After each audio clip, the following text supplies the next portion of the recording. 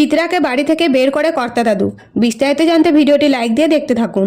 কথা চিত্রার আসল রূপ সবার সামনে আনার জন্য বাড়িতে ফুলদাকে ডাকে, কিন্তু ফুলদা এসে সব সত্যি কথা বলার পরেও চিত্রা ফুলদাকে মিথ্যেবাদী প্রমাণ করতে চাইলে ফুলদা বলে, আমাকে মিথ্যেবাদী দয়া করে বলবেন না, আপনি খোঁজ নিয়ে দেখতে পারেন আমার বিদেশের বাড়িটা মা আর ভিক্ষা মায়ের নামে নামাঙ্কিত।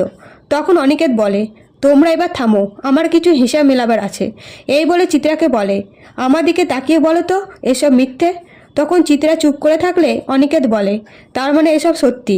মা, তোমাকে আমি চিনতে পারছি না, নাকি তোমাকে এতদিনে চিনতে পারছি? তবে মা, এটুকু জেনে রেখো, এখন থেকে তোমাকে আমি মা বলে ডাকবো না।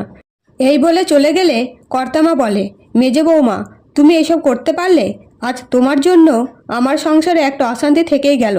তখন চিত্রা কর্তা দাদুর পায়ে ধরে ক্ষমা চায় আর বলে, বাবা, আমাকে ক্ষমা করে দিন, আমি আর এসব কিছু করব না, আমি আমার ছেলে মেয়ের জন্য এসব করেছি। তখন কর্তা দাদু বলে, মেজে বৌমা, তুমি বরং এবার বাপের বাড়ি চলে যাও। এই কথা শুনে চিত্রা কান্নায় ভেঙে পড়ে।